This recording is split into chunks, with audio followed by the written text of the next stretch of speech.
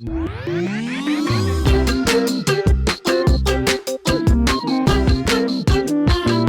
back to Ami's house. Ami's house, covering the latest and greatest on the interwebs, the hot topics of the day, all things Jew, some things not Jew. Michael, what's up? But mostly Jew. Mostly Jew. Our good friend, our dear friend, who we never interrupted, not even once, couldn't get a word out on your boy. Yes, Natasha Hausdorff, the elegant, wonderful, articulate Natasha, went up against... He's such a sweet person. She went up against Dave Smith on Piers Morgan the other day. I turned on my phone after the holiday, only to see, ooh, look at this thumbnail.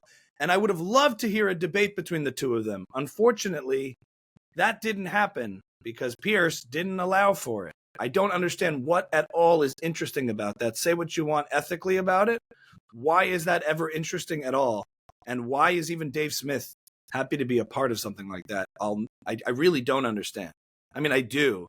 But like, to me, this debate between Dave Smith and Natasha Hausdorff on Piers Morgan, it felt like you're watching the Knicks game versus the Pacers. I can't believe I'm making sports analogies, but why would you go to a game and the refs don't allow one team to play the whole time? That's what it felt like, literally, as I was watching it. It made sense. That was good. Would anybody like to watch a game where the refs tell the Knicks every time they try to shoot, stop, and let the Pacers just keep going and take some layups, and then the Pacers celebrate a victory? Like, it's a bit of a cheap, like he kept saying, you're being so disingenuous, and the irony is what's disingenuous is inviting people on to have a discussion or a debate and not letting one side talk at all, and then lapping it like it's some kind of victory and telling her supporters to cope because she lost. I'm like, what is this? I mean, I think we know. We know what it is. So yes. I mean, I'm a lot less familiar with the space than you are. Mm-hmm. I only discovered Piers Morgan after October 7th, where he seemed to be like a really outspoken ally of the Zionist regime. Zionist.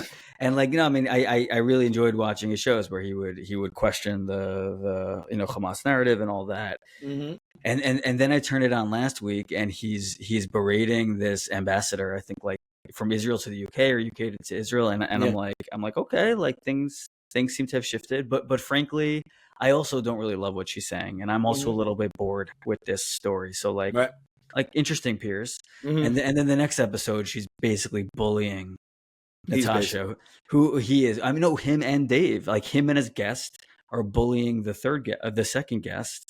I mean, if you watch it with like the volume down, you can like just tell that that's what's going on. Mm-hmm. And I'm like, wait a second, maybe I don't understand Piers Morgan as well as I thought I did. Well, look, you can never get inside people's heads, but a lot of people are saying Piers does a talk show. He doesn't do journalism. He wants the spectacle. He tries to get people to say salacious things against each other. But what I will say is, Can you back up a little bit though? Like, was he on CNN or something, and now he's on YouTube? Like, what is his deal? Yeah, I don't really know his deal. Oh, Piers Morgan has been in like British media forever. Mm-hmm. And then he took over for Larry King in the States, where he kind of became known to the American audience.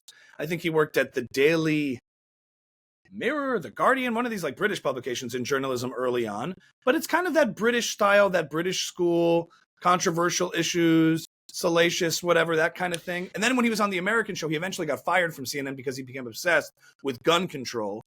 Guns in America, how disgusting, terrible. And he famously went at it with one of Ben Shapiro's most early viral clips. I actually saw that. Ben Shapiro said, Piers, I actually brought something for you. It's the Constitution. I brought it for you. It's really good. You should read it. Really, really good. It's a copy of the Constitution. And that's when they kind of hated each other. That's when those like dividing lines between liberal and conservative were very much, that's where the fault lines were.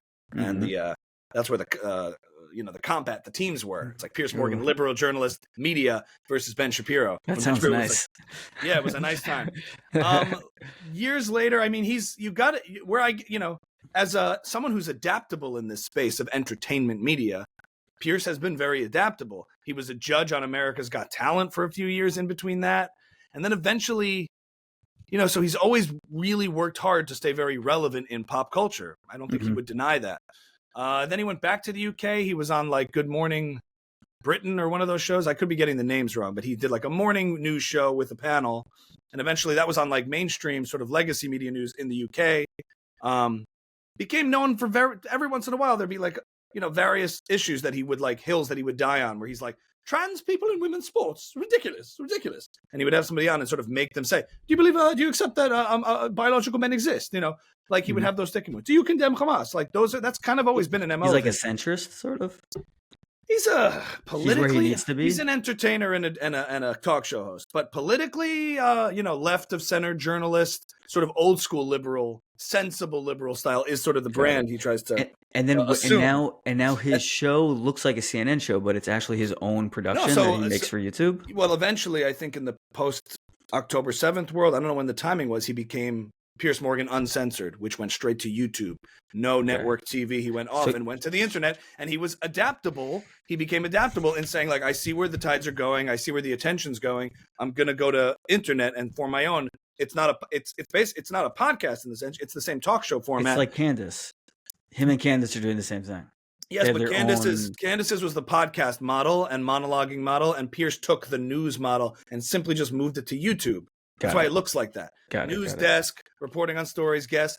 And he has been the most, he really capitalized on like the fact that, I don't even say that as a bad thing. I just mean he covered the October 7th and all the drama that ensued since and all the coverage he had on. He likes to brag about the fact he's had the most amount of Palestinian voices, the most amount of Israeli voices, and all of that. And he doesn't answer to anybody, is what I'm trying to say. It's his own show on YouTube. He's his own boss. Now, listen, everyone likes to point to, now that he's turning on the Israel side, now you're complaining about it and whatever. Like in the very beginning, he took this position, and he still maintains it, that October 7th was this brutal terrorist attack. Hamas needs to be destroyed. And all the while, he's always maintained disproportionate. At what point is it disproportionate? And at some point, he's been warning, I'm going to, it'll eventually be too much or whatever. But again, it's hard to say, this is more about maybe where the tides are turning. And what I used to like about it, what I used to give credit for, was say what you want about Piers Morgan and the show and the format. He would have people on and allow both sides to make a case for the most part. Yes, when somebody went on and refused to condemn Hamas, he wouldn't let it go. And I'm biased and partial to that. I enjoyed when he would grill them on it. But at the end of the day, if I have to admit, I'd still want him to let them speak. And that didn't happen quite enough because he would constantly interrupt and wouldn't let them get past the sticking point. But I think personally it's more effective to let those who do support Hamas and won't condemn them actually reveal themselves rather than what he sees as a challenge. I'd say let them expose what they are. And that would be frustrating even to see on a side I disagree with. But the point was, like, he could have everybody on and they would each get their time to have their sound bites, their talking points, and do it. And I at least enjoyed that he would host such a debate, even if maybe his intentions were to create the spectacle and entertainment, and he had his finger on the pulse of that. Say what you want about it. You have an opportunity to make a case, and it's a big audience and a big platform to do it. He's giving you that opportunity. What's happening now is forget what side of position Piers has decided to take or where his sympathies are shifting towards or his positions are evolving or changing. We can get angry about that, frustrated about that. Like, at least let the two sides still duke it out. And like, what's the point in having people on if you're just not going to let one side make a case at all? It's just really uninteresting. And I can't see how even that benefits a Dave Smith, where he gets there and like completely misrepresents what Natasha even is, sort of a nuanced legal expert about international law. And he's like, does Israel have nuclear weapons? As if you're like a shill. The title of the episode was something like, she was described as Israel lawyer. Natasha Hausdorff, which is so not true. I mean, it's easy to fall for that because her organization is called UK Lawyers for Israel, which is a volunteer organization of attorneys that are trying to apply international law to the Israel case. That's what they're about. But they don't work for the government. It does misrepresent, and it's disingenuous, which is so ironic because he kept accusing her of being disingenuous. I just think where I could give Piers credit was allowing these voices of dissenting and disagreeing opinions to actually have a debate. And he didn't do that. And he didn't do that. He kept saying, well, I'm challenging the BS when I hear it. I'm like, you didn't even hear it. You can push back, Piers, if you want. You can be aggressive and let these people have to defend themselves. But not if you don't actually hear their point of view. What is the point? It's just to make him feel self-righteous and holier than thou so he can have someone on simply to condemn them. And the standards of who he has on is also like he let Dan Bilzerian speak for 30 minutes uninterrupted, spewing the worst stuff. But at the end of the day, it's like, I hate being in this position of kvetching about it, but it just kind of reveals what the show has become more than anything else. Like, well, what's the point? Seems like a platform to announce to the audience how his perspective. Here's the new storyline. I'm now anti what Israel's doing. Right. It was like, and it was a way she basically used Natasha in order to do that for his audience, which I don't appreciate. But I think it ties. I'm not really mad at him. I mean, that's like silly, right? Yeah. But I think it ties into some other huge stories that have been going on. First of all, we mentioned, I don't know if we mentioned the DC shooting here. I think we recorded the night it happened, so we didn't actually get to it. The two, diplomats that were shot in DC. As much as we're talking about it, I don't think we're talking about it enough. It felt like this watershed moment in American Jewish history that can't really be spoken about enough. And then the attack in Boulder, Colorado. That and now all the stuff that's coming out with like the humanitarian aid in Israel and like that fiasco. It feels like all of that is now tied in together into one story. Well, I debate this all the time, and I do grapple with this back and forth because it's sort of, after speaking with Melanie and Natasha, like, is the sort of messaging strategy, is the best course of action to always just stick to the truth and the facts of the matter, no matter how they're processed or perceived? Or do you have to adapt your sort of messaging and narrative so that I'm not saying not tell the truth, but in a sense, I'm listening to Natasha speak, and she's making this case of what's in fact happening on the ground, and she makes those talking points and those cases about Israel's low civilian to combatant ratio and all of those things. And I hear that, but effectively what Piers and Dave and people of that ilk on that side are angry about is death and destruction and suffering. And they'll use words like genocide and apartheid and all these things to basically convey that what they see is human cost of war and suffering. And yes, they're sloppy with the legal language. Now, the Natasha approach is to be very clarifying, and Melanie saying we stick to the truth no matter what. This is in fact what's happening, even though your perceptions are what they are. But I'm wondering if there's a middle ground to acknowledge what they're seeing, because people feel gaslit when they get told, what do you mean the civilian to combatant ratio is low? But at the same time, I'm like, Natasha is telling the truth. So if they can't handle that, I don't know what else to say. So I grapple with that. I'll get back to your point about the attacks because it ties in. I'm feeling of two minds there. I think two things are sort of converging here. One, which is even on the Zionist side, people, including me, are confused about what's going on there right now. Like what is left to accomplish there? What targets? What are they still targeting? Are there any buildings left? Like, what's going on with the humanitarian aid? I'm lost, and I follow this stuff day to day, and I'm having trouble now making the case for Israel. I'm not saying there isn't a case, but I'd like to know what it is, and I'm not being told what it is. So support is sort of draining, even from the Zionist side, with being overwhelmed by like the death and destruction there. So that's one end of it. And then two, tying back into the violence now in America, the just pure anti-Jewish sentiment is now seeping in more and more into the anti-Zionist sort of like facade and into actions, violent exactly action. Right, where you're seeing like globalized intifada now is going from a slogan to actually being manifested in America, and so these two things are sort of converging. Where on one hand, I'm like, it doesn't matter what Natasha says anyway. That we're not really arguing with people about what's going on the ground. They just want to hurt Jews on one hand, and that's hard to argue with anymore because there are people hurting Jews on the streets. Well, and then you think Dave and Piers want to hurt Jews? No. I'm saying, but I'm saying Dave and Piers now are somewhere like in the middle of that, because like their audiences now are coming from just the anti-Jewish side, but also now like they're also speaking to like the frustrations even from the Zionist side. So like they're somewhere in the middle, but these two things are sort of converging in the middle, and like I'm not sure if any message would help. And on one hand, and then on the other hand, like certainly we have to admit that the message we've been using has lost, and we need to find a new one. But if there is a message that's going to help. I've always maintained that position from the beginning. First of all, no one's saying you have it on me. I've always maintained that this whole gesture and posture that the people going out to explain what's going on in Israel and defend Israel have taken is to try to prioritize effectively approval over victory and not be willing to say, listen, it's horrible what's going on. This is the cost of war. It was provoked by Hamas. It was caused by Hamas.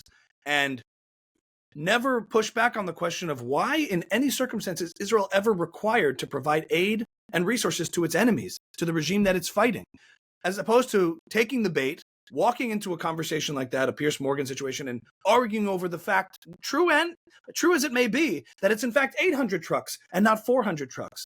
Underlying all of that I think undermines the argument from the get-go at its core is this altruistic posture that Israel takes to say, not only are we going to fight Hamas and destroy it, but we're also going to take responsibility for what Hamas we're claiming ultimately responsible for, and try to come at this as we're also the humanitarians, we're also the people trying to do this for the well-being of Gazan civilians, rather than taking the braver stance of saying we prioritize our own civilians, their security, their safety. We're not going to put our soldiers at risk. This is the cost of war that you aggressed, that you started. We're going to end this ruthlessly and quickly so it doesn't draw out over 18 months and we get confused and lost in the clouds. This is what was predicted by Yaron Brook on our very show. He's like, they're not going to do what they need to do. They're going to draw it out and come to some horrible compromise and trade for hostages and draw out. And he's like, that's going to cause more death and suffering on all sides.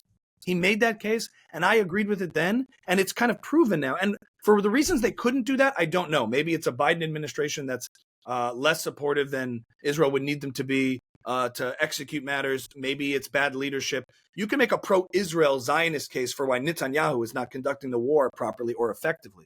But I think it's a loss of what the standards are, which is victory over world approval. If you seek world approval before victory, you'll get neither. If you seek victory before approval, you'll probably get a fair amount of both in the long run. If this had been over a year ago and the war aims were accomplished then, nobody would even be talking about it because they don't care that much. It animates the fashionable times now, but most of the protest movement, all that stuff, if this was just I still maintain that the standard has to be Israel's victory. I would say back to a Piers or Dave, I want the war to end. I want this suffering to end, this humanitarian crisis to end, through Israel being victorious. That is the outcome that we want. Do you want Hamas to win? Do you want them to remain in power? Piers still maintains that they have to be destroyed. So now we're arguing about the means, but I would acknowledge the human cost, and I can understand that. But you can have criticisms that are anti-Israel or pro-Israel, and they kind of could be saying the same thing. You know what I'm saying? So to your point, it's very valid to be confused about what the aims are and what's going on here, but still maintain that the standard here, what we should all agree on in the civilized world, is Israel's victory and getting the hostages back. So then, I don't want to lose that. But when we get lost in the... So then what do you say then to the other side of it, where Jews are now being killed in the streets for being Jewish? What really frustrated me is, Dave tried to make this point that I think he thinks is a gotcha point on the episode, where he's like, I'm so disgusted, by the way, when people try to use these arguments when violence happens in the streets. I'm a capitalist, I'm a libertarian, I'm against socialism, but if a socialist ever committed violence out there or whatever, I would never blame left-wingers for that. A Bernie person shot up a baseball game of Republicans. I would never blame the left for that. I think that's despicable, that's ridiculous. That is such the low bar argument. And I'm like, this is such a false equivalency between people who have political disagreements versus a mass protest movement that's been going on over the last 18 months calling for intifada and violence against Zionists. If we want to be really, maybe they're not saying Jews, even though they're saying Al-Quds, these are your next targets. Supporting what happened on October 7th and calling for intifada to be globalized. Are you complete denial? You're so obtuse to not see the link between that and violence against Zionists? It's just not the same thing. I know it loves to do that, where it's things that seemingly seem the same because we're using the same words, but they're just not the same. The violence that's happening at a pro-Israel group is directly linked to those ideas. Well, it just goes back to this misunderstanding of what anti-Semitism is and what anti-Zionism is, and not listening to the Jewish community when they tell you, hey, here's what we know about it. We've been dealing with this for a little while. Here's what we know about it. And not listening to those who want to commit harm against Israelis. They say they want this. Right. So that's a huge gaslighting, frustrating thing to say, guys, you're overreacting, you're creating this, you're manufacturing this. Then when it does happen, you blame the victims and say, you see, you manufactured this, and that's why this is happening. And then the people on the right are saying, false flag, it can't be real. Yeah. So the second you're whatchamacallit, validated and vindicated on your concern, you still gets flipped on you. It's the same thing that applies to Israel too. They're like, you see, you keep inviting this aggression against you. It does feel like we have now entered into a third phase of this war from the diaspora perspective. I feel like there was the first phase post October 7th of like rah, we're gonna beat Hamas, Am Yisrael Chai, and then there was I didn't realize that it was gonna have this kind of reaction, but still sort of like there were allies. There were the Piers Morgans. There were the like outspoken celebrities. There were the outspoken media personalities who were like, no, like we see what you're seeing, and you guys aren't crazy. Like there's something weird going on in the world, and like Israel, must win. And now it feels like we're entering into a third phase where like I feel more isolated than ever and more stranded than ever on my like Zionist island, like in my community, where it feels like and I think that the DC shooting was probably like the watershed moment for that, where like I mean, and I've never spoken in these terms ever, but like Jews are unsafe. Like, I mean, how do you have a Jewish event without hiring security now? Like, how can you justify that to yourself? It doesn't.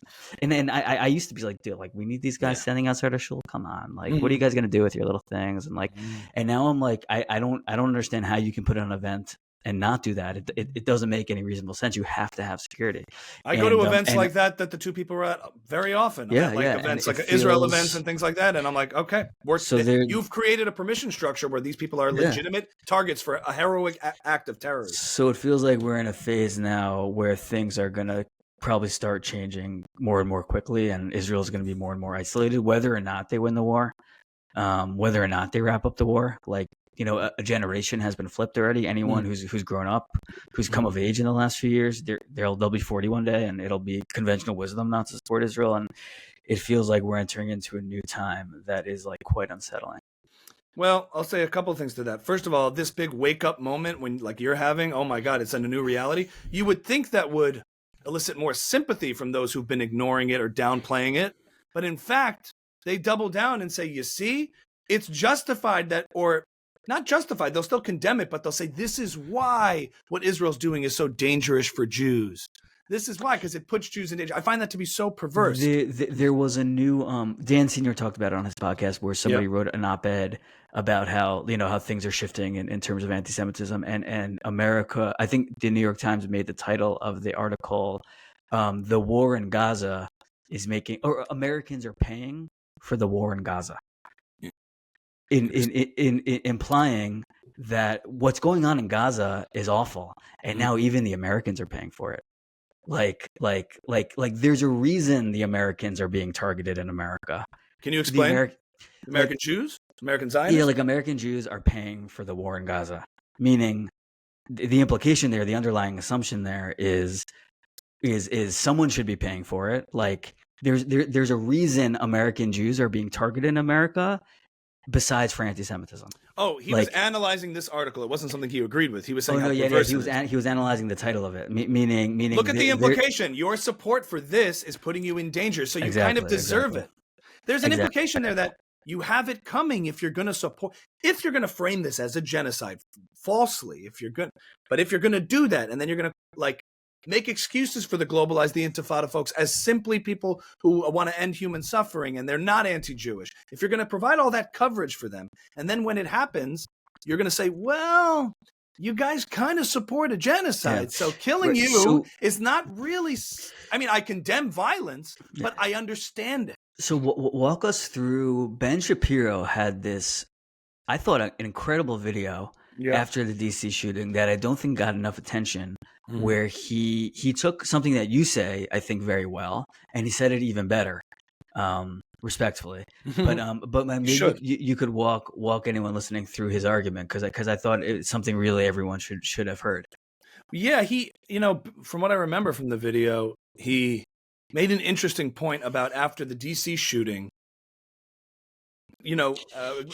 targeted towards, aimed at like, the headline was let's stop calling things anti-Semitic. Yes. That's where he started. It was essentially what we've been kind of talking about for a while, which is that allowing people to condemn anti-Semitism and not focus on what's true and not true, not focus on being held accountable for spreading lies, allows people like an AOC or an Ilhan Omar, and he obviously goes after more the left of center than the right, but he goes after the right too, the far right. But he will say, like, it allows them to condemn this abstract concept of anti-Semitism without having to be held accountable for the lies that they propagate.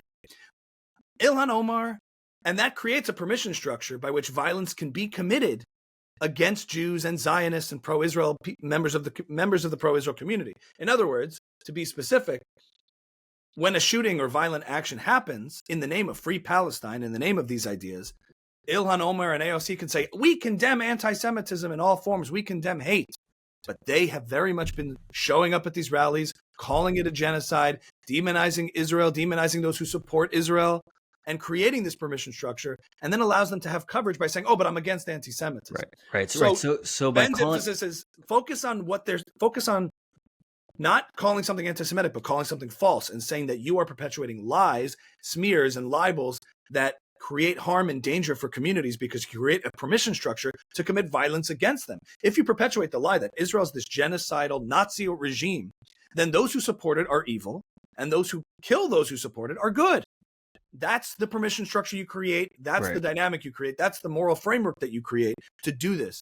And holding them accountable for propagating those ideas and double downing on that framework and agreeing with it, they can't get out of that because that holds them accountable for what they actually say and believe. Because you can always just say just like Jews can call anything anti-Semitic and it's sort of a conversation ender and a shutdown, and it's not necessarily a productive thing to do because it's low resolution unless it's really explicit. The same way they can say, I condemn anti-Semitism. On the flip side, that's a get out of accountability free card. Gives them cover. We're giving them cover by letting them play this anti-Semitic game. Right. Of condemning anti-Semitism or hate and Islamophobia and all of those things, while ignoring the implications of what all of these smears are doing on campus and the protests that you're showing up to, globalize the Intifada. You're not calling that out. They need to be, be aware of such a thing, of what's actually going on and what they're actually supporting. Yeah, I think it's the right strategy going forward. Like straight up stop using. I mean, we've talked about it on this show before. Like the phrase anti-Semitism does not cover what's even going on now, and even if it did, it's not working. So like, let's move on from that. I focus on actions and what's true and not true, and I think the truth is on the side of Israel. So, but then on that point, when Natasha gets back on to circle back on the show and tries to stick to the facts and the truth, if it doesn't comport with the perception, then you also have to address the perception. I think it's like you can't correct a perception with simply laying out facts on the ground, because it's not like a Theo Vaughn or an empath who sees that. Here's Natasha's point about a 2-to-1 ratio and goes, oh, never mind then. I saw some kids suffering under the rubble and it broke my heart, which is understandable. But if Israel's in fact like has the lowest civilian to combatant ratio on the stats, then never mind.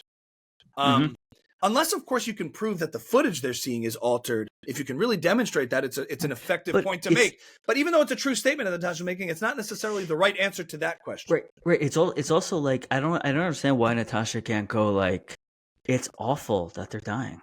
I also wanted to stop. She did say that at the end. But maybe again, I didn't get there. But she should say it at the beginning. Like, I wanted to stop, and here's how we're going to get it to stop. Not by a ceasefire, but by something else. But like, yes, we're on the same page here. Like, we also don't want kids to be starving if they are starving or whatever. But the problem is she's in a tough position because she's there to clarify under the pretext that I'm coming in to lay out facts on the ground as I see it. And they didn't want to hear any of that. I think Piers has made up his mind, and therefore anything she says to the contrary, he just wants to call bullshit without a counterfactual, just because he's like, no. Now, also, Israel won't let journalists into these areas, and there are perhaps good reasons for that. There are perhaps bad reasons for that. But again, if journalists went into Gaza and then were killed in crossfire, Piers would be the first to condemn Israel for doing it. And she made the point, but he wouldn't let her finish it. He's like, a Hamas person wearing a press vest is not a journalist. And there's a lot of distorted information. I also think using the word misinformation, if we're talking tactics here, is bad, because misinformation is a COVID tactic. And you have to be aware of that broader American thing and the way that the left used misinformation and disinformation. That just is a bunch of facts you don't like. And so when you use that word, it's bad. But distorted facts and distorted reality and no context, that's all true. And the fact is that she made the case about humanitarian aid, that they had 8 months of stockpile going in, so there was no reason for a starvation. Don't deny the starvation necessarily, but make sure that we realize and recognize who's accountable for it. And she said, why aren't you outraged at Hamas for looting and stealing all the aid? I'm with you. Why aren't you outraged at them? Like, and also I think seeing the point all the way through, you want Israel to bring in the aid and set up these corridors to do it. You realize that when they do it, they put their lives at risk because Hamas approaches in civilian clothing to shoot them. Are you okay with that? Like, you could throw it right back at them, because it's very easy to like look at the seen costs and suffering and not the unseen costs of suffering, of not doing something here or not executing here or putting soldiers into harm's way in booby trap buildings. You don't see that because it's an unseen cost and unseen risk. The risk to Israeli soldiers and civilians for not executing this airstrike and taking out this Hamas leader. All you see is the seen costs. And to someone who likes economics, like a Dave Smith, how many times do socialists say, look at all this wealth and all this poverty? There must be, like, these are points you could make. But again, Natasha comes in under the pretext and under the auspices of, I'm a legal international law expert. I'm going to lay out what's going on. And that was just very disingenuous to do that, to set her up, to only shut her down and not let her actually finish a point. Like, that's not her loss. That to me is like Pierce's failure. Everybody is upset with the state of Israel for not having done a better job with Hasbara. I wonder why some billionaire hasn't set up like a $250 million organization from the beginning to be like, Israel's not going to do this well, so let's do it. Let's do it for them. Let's make a private foundation who's like. I'm sure there are plenty of things that exist. It's not. Well, it's not. I don't see it. I don't. Again, if you watch anything from the Ayn Rand Institute or anything from the Yaron Brook School, the reason they always lose is because they start from the foundational principle of altruism, that somehow Israel accepts the idea that they must self-sacrifice their own interests for the sake of the civilians of their enemy combatants. When you start with that position and accepting that responsibility, you're going to lose. And the world will hate you for it. And I think that just becomes more demonstrably true and proven as the war goes on. Going on the air and saying, no, it was 800 trucks, not 400, don't lie, rather than, listen, we want this war to end quick and the suffering to stop and us to be victorious. We do not owe aiding and abetting our enemies while fighting them. We have to win. There's hostages there. What did Melanie say? We want this war to stop. Every single strike that happens, that Israel causes suffering, tell Qatar to release the hostages and tell Hamas to surrender. I think as time goes on, for me, it becomes more clear that no matter what the message would have been or will be in the future, it's a losing proposition. True. So, like, I'm even losing interest in like this whole in this whole the posture of like response to peers, response and more talking like. From that place of from our own point of view, what do we want to talk about? What do we want to say? You prioritize world approval over victory. You'll get nothing. You'll get neither. They won't respect. Like the Arab world won't respect you. The people you fight won't respect you, and the West won't approve, because effectively they're very uncomfortable with victory. But I would just, you know what I mean? That's the messaging. It's you'll lose if you take on responsibility that I don't think you have. Yeah. If you want to make the case that Hamas is entirely responsible and accountable for this suffering, which I believe they are, and then try to assume the responsibility of that suffering, you understand how that undermines the point you just made? Yeah. So, yes, it's exhausting, but it's all kind of predictable. So it doesn't actually surprise me that much, because this is kind of the natural consequence of that misprioritization of what the standards of war are and why you go to war to begin with and why you need to end it. As soon as possible and as effectively as possible. And again, it's easy for me to say that as a non-expert, non-military tactician who knows how to execute it. But I would presume that these are some of the principles that animate this, that cause a lot of this confusion you're feeling. It's because of all these efforts for an ambassador to get on and say, no, this is not happening. This is not happening. This is not going this way, as opposed to taking the firm, brave, unapologetic stance of Pierce. The Israeli government does prioritize the lives of its own civilians and soldiers over the civilians of Gaza and that are supposed to be under Hamas's stewardship and rule. That's why Hamas is so evil, because they didn't build a single shelter in Gaza. They don't let any of their civilians into the tunnels. Channel your outrage. But the second they say we are doing what we can to make sure that we are like, it's not being. Are you doing what you can? That's no, because because they shouldn't be. That's not the standards of war. That's why it fails. That's my angle, and I'm saying like we can't channel our outrage in all the focused right direction if you try to like have your cake and eat it too and talk out of both sides of your mouth and say we're doing everything we can to create these zones. And I'm like, but isn't in doing that compromising the war effort to effectively be victorious as quickly as possible? Because if it is, it's not moral to do that. I'm not trying to sound cavalier with innocent life. Quite the opposite. You know, it's a very grave thing to go to war. It's a very serious thing. And you can't have competing priorities, you know? And that's why someone like Piers is like, I don't believe that. That's ridiculous. It's like, well, then channel your outrage at Hamas for not building a single shelter. If every single rocket Hamas had fired throughout the last 18 months landed all over Israeli cities, people might feel differently, if I'm being honest. They might say, yeah, it's crazy, terrible what's going on in Israel too. But thankfully, Israel prioritizes the security of its citizens and invests in such things, and they pay a price for that on the world stage of empathy. But I'll take that trade to make sure that the civilians are protected. And if only Hamas values its civilian life as much as Israel values its civilian life. But no one can deny that a government's unique responsibility is to prioritize it. That's the point of a government. That's the nature of the contract you have with it. Just like a family, a father prioritizes his own children and then his own friends and family and community and by extension government. That is how these things work with nation states going to war. And if Israel takes the bait in these conversations and accepts a responsibility that they shouldn't to begin with, they're doomed to lose the PR war. That's my rant. Speaking of rants, Michael, did you see Dave Portnoy went off yesterday? I did not see what happened. So we got on Twitter back today. Okay, of course, going viral as your boy tends to do. Every rant I say gets shared all over Twitter, you know. Is that Tim Dillon and Dave Portnoy's Yes, baby? it's a combination. Yeah, sure. Tim Dillon's appearing on Hot Ones today, by the way. It's going to be hilarious. Yeah, so his CNN interview seems to have done very well for him. Mm-hmm. It's cool. He's like, I like these questions. This should be a presidential debate. Yeah, but he's good. Dave Portnoy was doing a pizza review.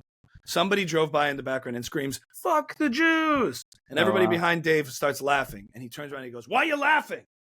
Like he was upset, visibly upset by that. And then I saw a clip. And he put the pizza review out with that in it? Yeah, put the whole thing out. Cool. But he was clearly visibly scolding the people behind him. We're laughing, and I think they were laughing because they felt awkward or whatever. He goes, "There you go. There it is. There you go." He was calling it out, but they were laughing. He turns around. He was like, "Why are you laughing?" Right? Then he's on like one of these shows he does on Barstool. And it's like the clip that's going viral is him like going back and forth with another guy. I think right now you probably nothing. Silence everything. What do you? Every comedian, don't tell a joke about it because Dave, that's how the world works. I agree with you. Go back to your question. When does freedom of speech impinge? That was your question, not mine. That was your question. Answer it. How many deaths? Yeah. I don't have an answer. What's American citizens? What's your answer to that question? Now. Okay, we're there. Now. So now what? So now what do we do? So maybe you stop with the fucking Jew jokes and act like it's not a big deal when someone does fuck the Jews in a bar. Or here's the thing. I'm with you 1,000% on that. You should fucking kick those people out. Of course you should. I'm not talking about kicking them out. I'm talking about. You want to go to jail? Like what do you want? Like.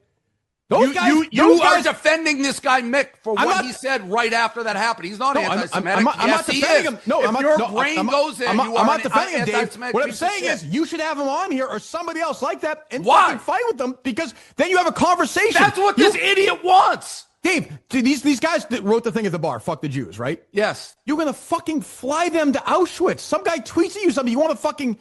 He's not... Kirk, it was a bar I owned. It was a bar I owned. They should have been kicked out. So... But my thing is, it's not just kick out, Kirk. Are you ignoring what's going on in the world? No, I'm not. What, Dave? What do you want to do? Those guys? What do you want to do? What do you want to do with those guys in the bar? Put them in jail for 50 years? Fine. I don't care. I didn't say that.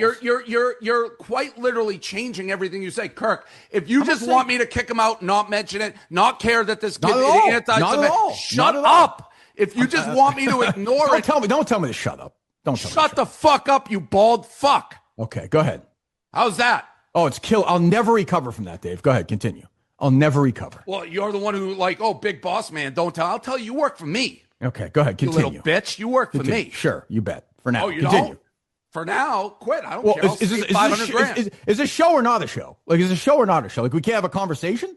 You're an idiot. Okay, continue. You're literally saying people should be allowed to make Jew jokes, say whatever they want right fucking now. That's yes, I think people should be allowed to make jokes. So how many motherfucking Jews have to be killed before you stop? That everybody, I don't think. What else? Where else is that happening with the religion or people? I don't think those psychopaths, I'm with you, they're scumbags, are the worst people on the earth. Should that? You don't think it's all related? But Dave, you're telling a comedian not to make a joke? It's not a comedian. I'm with you, but you said stop all jokes.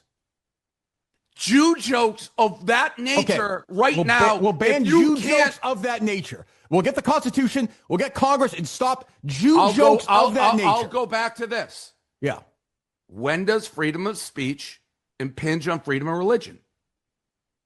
I don't think freedom of speech should. I think freedom of speech is the most important thing in this country. Okay, so people can go kill the Jews, and there's no responsibility if someone goes and kills Jews. No, that's a crime if you kill somebody. No, but not saying, hey, go kill Jews. That's different. No. What do you mean? You can say somebody should go kill Jews. You don't do it, but someone hears you and goes do it. You're fine with that? If somebody says, go kill Jews? Yes. No, that's different than telling. I thought we were talking about telling a joke. I thought we were talking about comedians. They are all using semantics for anti-Semitism right now. And I can tell the difference because for 20 years of doing it, I've never mentioned it, Kirk. No, and I said to you when this thing happened a couple weeks ago. How can you not realize we're in a different time right now? I completely realize, and I'm sensitive to the fact that you're sensitive, and I feel bad. No, you're not. You don't get it. That's not true. I am sensitive to it. What I'm saying is it's a fine line. I think you would agree. I think you would agree, so maybe you don't, that when you start harnessing free speech and what can be said and what can't be said. I'm not saying throw any of these people in jail. You want me to give this kid a pass. No. If you want, no. What I would like you to do, in my mind, this is why I pitched it to the producers, and you disagreed, and you are the boss. Like I said to you yesterday, it's your dime. You own the company. I thought it would be interesting to have somebody on who you disagree with, who I think at the end you wouldn't disagree with that much, have a conversation, which is what I thought you were trying to do. Hold on one second. Which I thought you were trying to do with bringing these guys to Auschwitz, trying to have a conversation. So you put a name in the face of somebody you disagree with and have an actual conversation. And I can understand his emotion and all of that. And I think you die on the hill and you lose when you start to say that a certain jokes shouldn't be allowed. The real thing I think Dave is trying to say is when it's not a joke, it shouldn't be allowed. That's what we keep saying.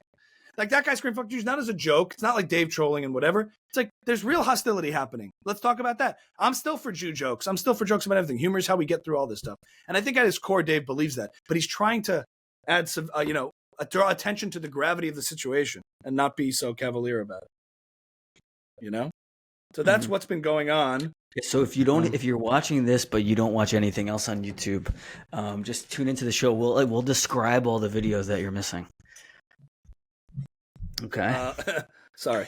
Sorry about that. Say that again. You'll describe all the videos we're missing. If somebody's watching this but they've never seen another YouTube, if you just watch our show, we'll describe all the videos on YouTube for you, so you don't have to watch anything. And we will reenact them. But again, exactly. Dave gets thrown through the fire because he's that internet troll that says whatever he wants to say, and yet all of a sudden, when it's about Jews, he throws a fit. But again, the difference is Jews are being targeted on the streets, exactly, murdered and burned. But he mistakenly, the caricature is certain jokes aren't allowed now. It's not that certain jokes are not allowed now. It's that when there are serious issues going on and we're calling that out, don't confuse that with a joke. Don't confuse someone screaming F the Jews and then there's violence against Jews. Don't confuse that with something funny. You can make something funny. You can make jokes about it if it's intended to be a joke, and maybe that helps lighten things up. But don't confuse Kanye's song with just a piece of art, because Kanye in real life is being freaking anti-Semitic. That's the confusion. I wrote a tweet today about how everyone's confusing free speech too, this concept, where like they use this principle and stick by it when they want to say whatever they want. And when they get pushback or any consequence, they claim to be a victim and completely abandon the idea of free speech. It goes both ways. No one's calling the police. That's what I'm saying. I'm not saying to call the police on these guys. I'm saying it's not a joke. It's going nuts. But anyway, that's the latest in the topics and the headlines, Michael. I don't know. We should get Dave on to discuss it. Yeah. To his one last thing on Dave, he declared war on Business Insider. Do you remember that? Yeah, sure. I think they just laid off like a ton of employees. So seems like on a long enough timeline, Dave Portnoy's going to win. You got to respect it. He's a frontline guy, and I just think like there's a more refined case that he's trying to make And I wish to help him with that because, again, he's not really trying to say you can't joke about certain things. He's trying to say certain things are very serious. Yeah. That's really the point to be made. Wish him the best. I wish him the best. All right. Thank you for tuning in, everybody. Yes. You got any dates coming up? I do, yeah. I just came off a tour from I did LA and Chicago. I was in Austin for a little bit. We'll talk about that in coming episodes. Cool. And doing some more stand-up this month, which should be a lot of fun. I really want to toss out half the act and start writing again and developing. Stand-up is this funny thing where you really start to feel a staleness going on. So I'm looking forward now. It's like going back to the gym. You're like, it's like a painful experience. But I hope in this next year, as far as that stuff goes, take it to the next level. So great. All right. So check out Ami. Subscribe to my newsletter. Patreon. If you want to support us, please. We promise nothing, but please support us on Patreon. We really appreciate it. We give early access to the episodes, and we're talking about different things we can do. But we love the support, and thanks for watching. Listen, we are trying to build up the initial core community, and that can be you. The first 500 to 1,000 patrons will be something that you have a chance to be part of this incredible journey. But again, we put early access for episodes, eventually putting on some exclusive content as this grows. We've been seeing a lot of great momentum, and we look forward to continuing it. Michael? Yes? Peace. Thanks for watching, everybody.